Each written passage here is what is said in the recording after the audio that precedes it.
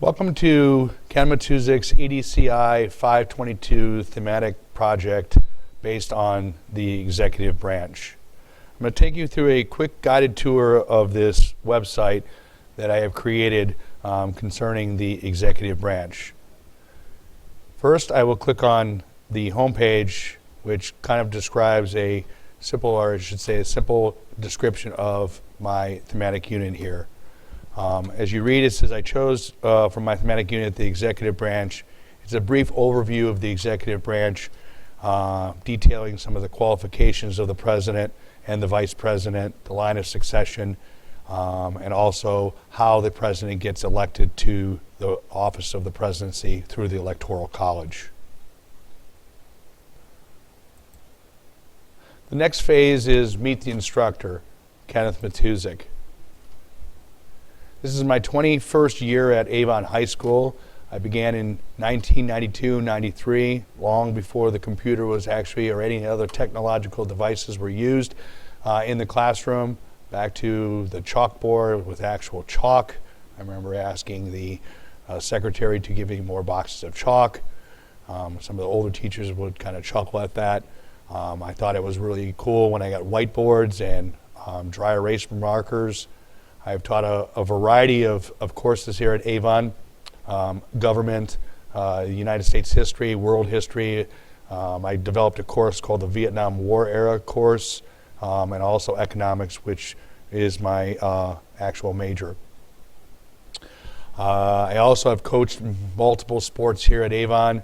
I'm the head softball coach here. This is my 19th year of being the head softball coach.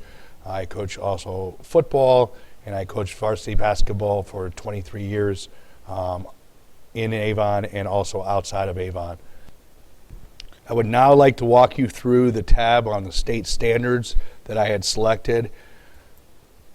I selected the executive branch as my unit, my thematic unit, and the state standard that is associated with this executive branch is on page 16. In the Ohio State Standards for American Government. It concerns amendments 12, 20, 22, and 23, and also anything that deals with the Electoral College. If we go back to the tab, Meet the Instructor,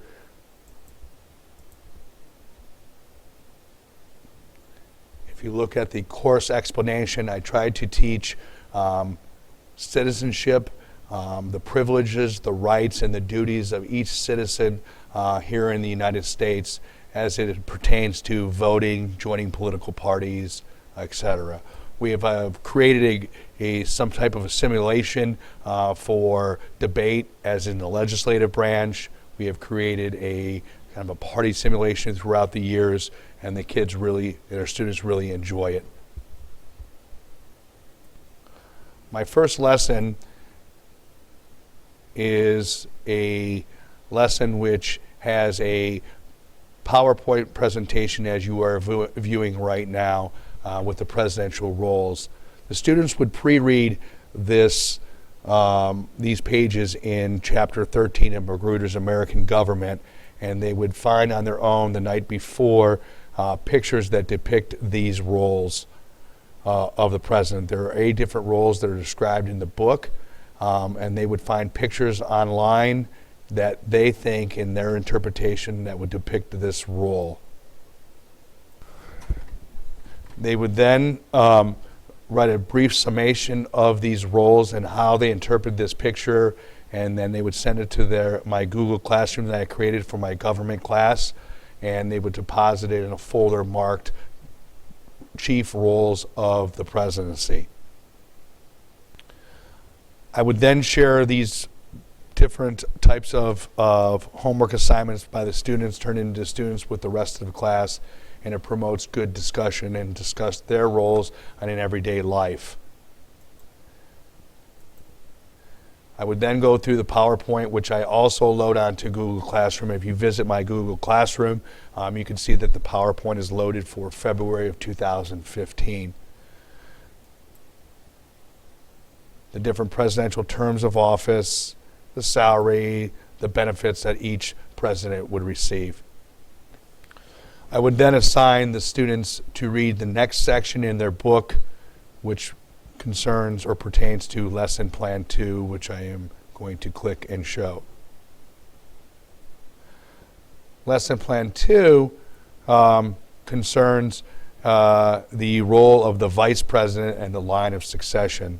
The students would then, at home, research the line of succession with the current titles, why they are in a certain order, and then who is actually holding those offices at this current time. They would then, again, submit it to my Google Classroom as a homework assignment that I would grade that evening or that next afternoon.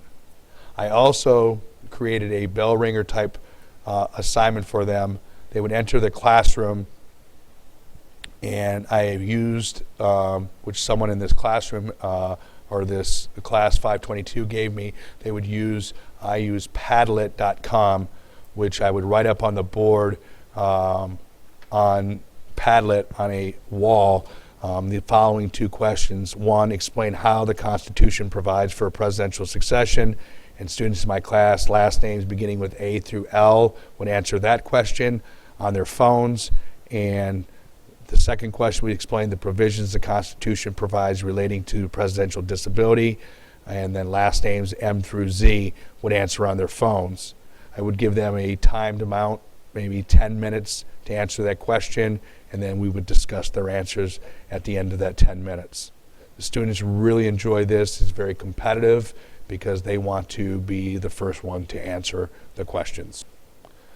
I would then walk them through the PowerPoint presentation of presidential succession, why it occurs, how the president, if he suffers a disability or some type of stroke or some type of ailment, how he can be removed and who would take his position.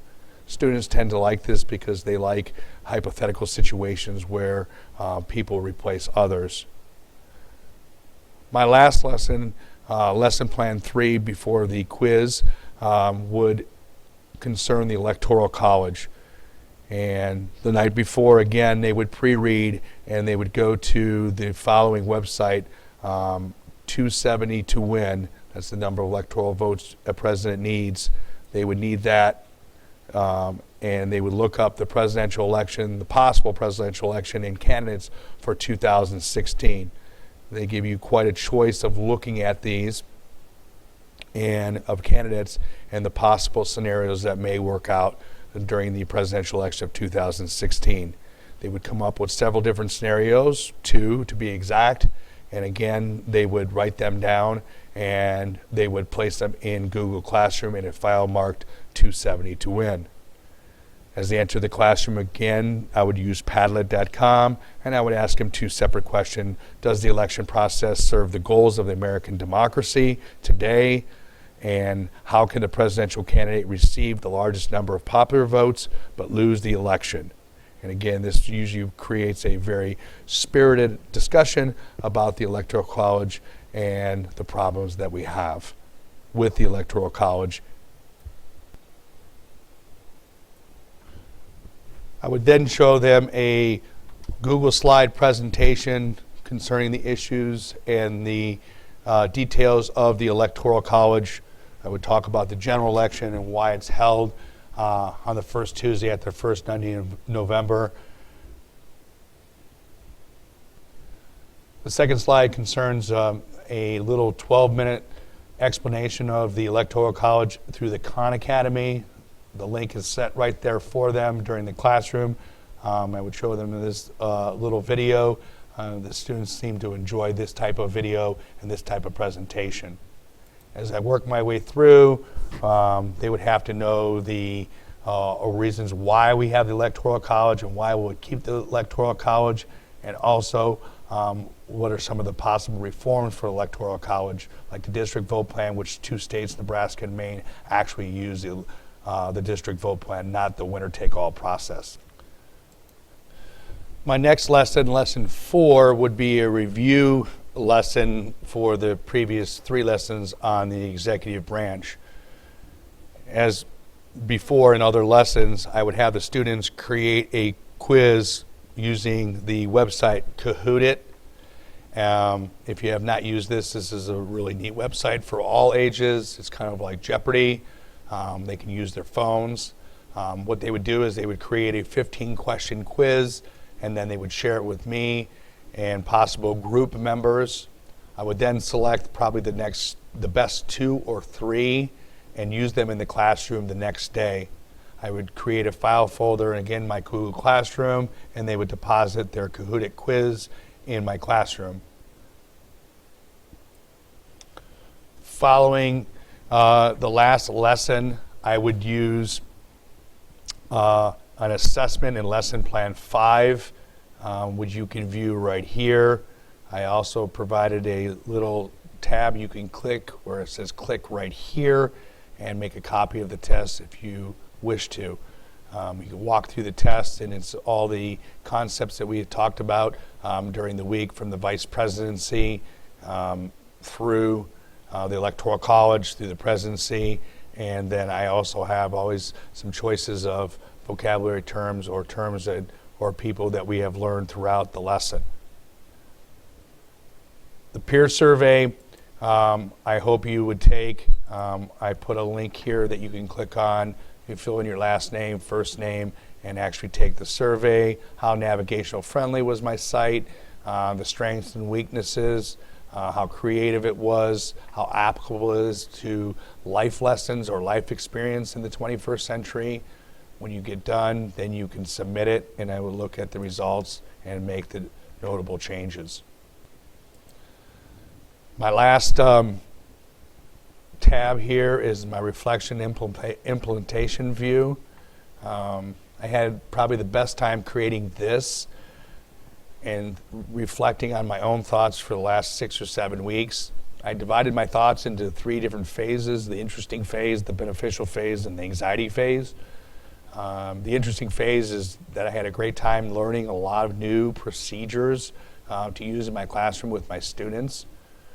Several I've tried out as of now, and I see the excitement in the students and learning. That also kind of correlates with the beneficial phase. Avon School System encourages teachers to use devices in the classroom. So some of these procedures use actually their phones for a good cause. The anxiety phase, and all kidding aside, it was a little bit of anxiety driven. A lot of times waking up in the middle of the night, not knowing deadlines and if I did it properly, or having to ask someone if I did it properly, the proper files that I put it in the right discussion forums, etc.